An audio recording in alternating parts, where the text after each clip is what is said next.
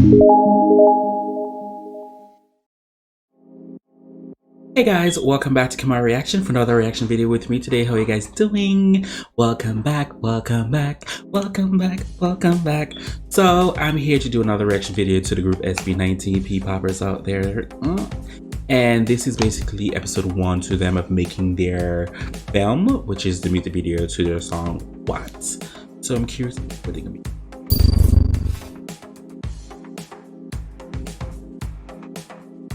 Safety protocols were implemented. You know, you had to say that for the COVID, right? Dum, dum, dum, dum. Dum, dum, dum, dum. Dum, dum, dum, dum. Dum, dum, dum, dum. What? You remind me so much of the K-pop group Big Bang.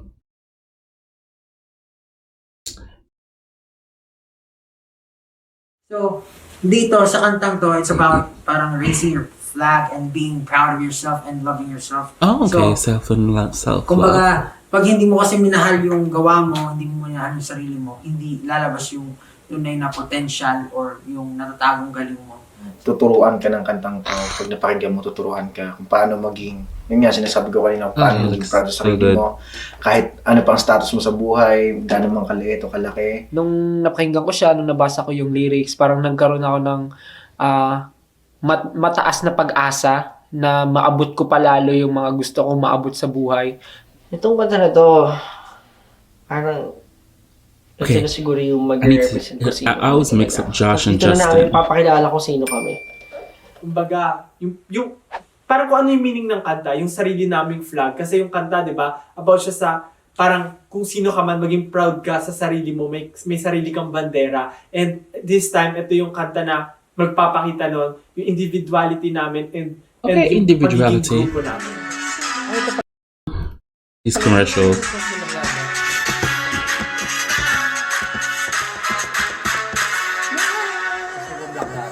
Lalagyan ko na. Alam mo, naisip ko dyan, Inisip ko, Yan ba yung bago? yung sa part niya, yung sa part niya, yung transition, parang, alam mo yung sa teaser ng Blackpink, yung gumagalaw ng gano'n. Tapos may mga nakalutang na papel sa paligid mo, ikaw lang yung gumagalaw ng mabilis, yung papel nakastop. Okay. Parang tapos yung mga papel mo, yung papel mapa, Mahirap yun dyan. map, Yung, tapos kung pwede ano yun, pwede yun. Yung parang Iniisip mo ba yung parang gagalaw yung camera na gagalaw? Robot yun eh. Robot yun. Nakaprogram ni mismo yung ano yun eh. nag-practice na siya. Dapat dun, steady yung kamay mo nun. Ang ganda nun tunog. ito sobrang ako wala ka. Super as in. Parang yung sinarapan mo na ako. Nakababayin ko. Kaya bigatan mo na ba yung... Wow. Kailangan mo na pabigatan yung gitar dito. Mahina rin kasi yung guitar eh. Hindi pa kahal kita yan. Tapos, yung katulad sinabi mo, sabi ko, huwag gawing pop yung distortion, gawin niya tali. Para mabigat na lang tayo. Kaya din yung may mga scratches. Kasi gusto ko, ayokong all throughout the song, parang mabigat yung, gusto ko sa ending, maging happy yung feeling. Okay, Kaya, okay din sa ako sa ganun. Tapos dun sa last chorus nito, parang di na balang, salamat, Lord, banat, iwagay mo, tapos parang mag-i-sketch, tapos bigla magpapalit ng vibe na parang happy na, hip-hop-ish na, parang mabounce na. Old school. Okay, come on, creativity. Old school ba na? Pero basta yung una natin, yung mauna natin, parang gigera talaga. Ganon. Guys, ayun yung idea. Yun nga, alam mo na naman yun, yung progressive. Talaga gusto natin yung parang kikilabutan talaga sila, di ba? So umpisa pa nga lang yung tunog pa lang nakakilabot na yung trumpets. Yung sinur ko kasi ito, parang I was thinking more of people in general. Siguro I was also talking about SB19 as a group, kung ano yung music namin or kung ano kami. Kasi in the previous releases namin, Yes, the mga songs were composed by yeah, Koreans. Yes, it yung was. kanta. So, ang I could hear it. contribute lang namin is yung lyrics. So, and minor changes sa mga melodies. This time, mas nag-contribute or solely SB19 yung nag-contribute sa paggawa ng kanta. And I think, I Okay. believe na kumbaga, na ipasa namin o nailagay namin yung soul namin dito. As a person, not just a Filipino.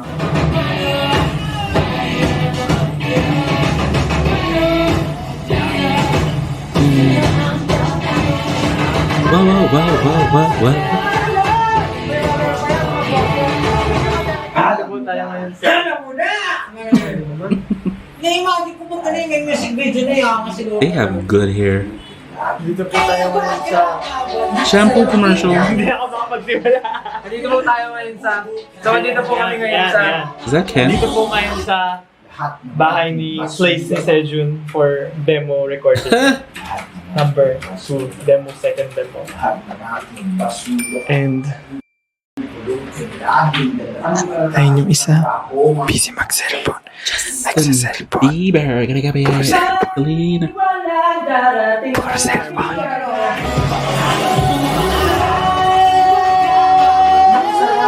Oh, ganda.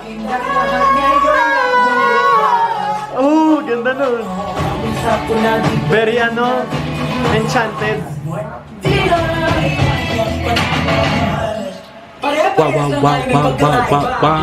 Ikaw nila, ibang mundo nakikita nila. Mabuting iba, di kaya nila. Pikit ang mata, ang tama wala. Wait, Paano ka eh? Na-excite ako. Na-imagine ko, iba-ibang parang ito, sobrang bigat. Tapos pagdating sa part natin, magiging so. Tapos biglang, my God.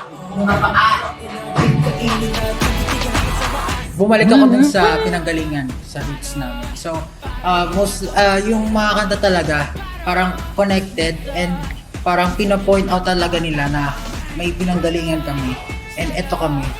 Tapos, dun na nagsimula yung parang, what? Ano ba yun? Ano ba yung pinagmula natin? Oh, I wanted to use live music. Di na magpapaawat. Ay, napala yun. Tapos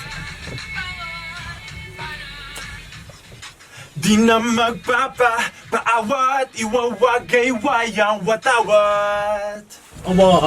Iwaw. I-record natin. Ayan lang. Actually, lahat dapat dun. So, di na magpapawat. Tapos ano pa?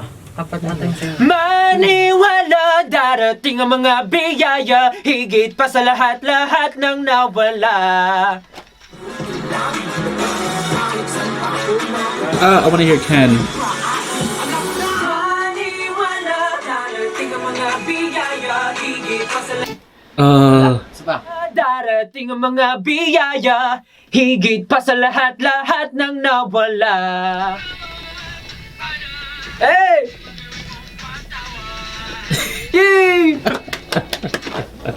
Every time na nagre-record naman kami, lagi kong ine-enjoy yung moment na nasa loob ako ng recording studio na pag ako na yung nasa harap ng mic, sobrang ine-enjoy ko lang yung moment na yun na nandun ako. Pero this time kasi siguro So nagdagdag this is lang ako mostly ng like the konting, producing and composing of the song. ibang attitude ni Stel, parang ganun. Kasi yung kanta namin, parang palaban eh.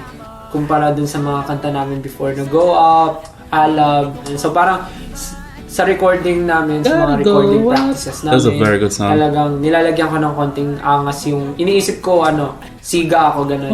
Para lumabas yung character ko, kahit hindi pa sa MV, kahit sa boses ko pa lang, parang ma-portray ko na yung character na gusto kong ilabas para sa kanta na to. Yun. Honestly, ako talaga. Ako. I keep messing up Josh and Justin. That's Josh. Justin is the other one. Masabi, tinrain talaga. Pero totally hindi ganun kasi kapos din sa time. Pero tinatry ko mag-singit ng practice time for myself din talaga to improve yung mga naglalak ako na bagay. So, ayun. Ayun yung isa sa mga pinaka-focus ko na vocalization. Ganun mag-isa kahit nasa bahay na ako at the same time. Ayun. Tsaka parang sinapuso ko rin talaga itong kanta na to. Ako, Okay. very nervous ako.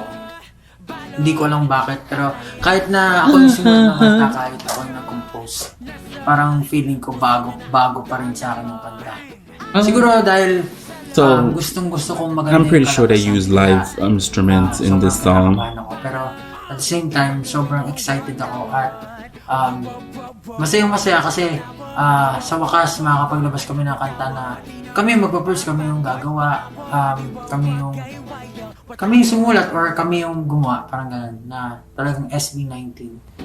Siguro, kasi ako, lagi ko rin to sinasabi sa members na I want them to be proud of themselves. I want them to, step up, to be proud of what they do. Kasi if hindi mo mahal, being a leader of his group, hindi magpo-project yung the best you.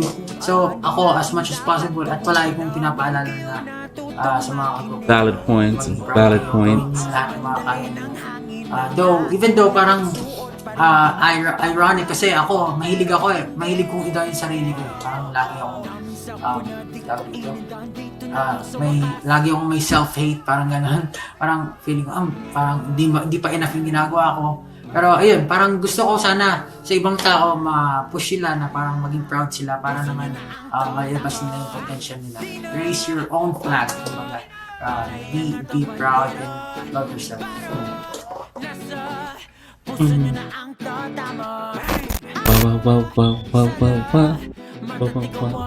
So that was episode 1 to SB19 making of their music video. It was very in-depth, very concise to see behind work, production side of it, how they compose a song, how Pablo was taking control to give his group confidence and to make they feel good, which I really do like the song. I think they did such a good job. In there it said something about that, was it past songs or this song was Korean influence and written by a Korean. So I'm not really sure what he said in that part, but I can say it is true because the first songs that go up, Elab and Hanganli, those body of work as a whole was kind of a little bit of K-pop twist-ish. So I can understand what he was talking about there. So very good job on this song. This song is really good. It's saddening me a little bit that he didn't get more than 8 million views. It's really good. As I said over and before, this group can't give the K-pop one for them. And I'm happy to see it. I'm always happy to see it. As always, whatever you guys want me to react to, feel free to leave a link below in the comment section. And I'll go to as soon as possible. As always, who can do you besides you? Thank you guys so much for watching. Bye.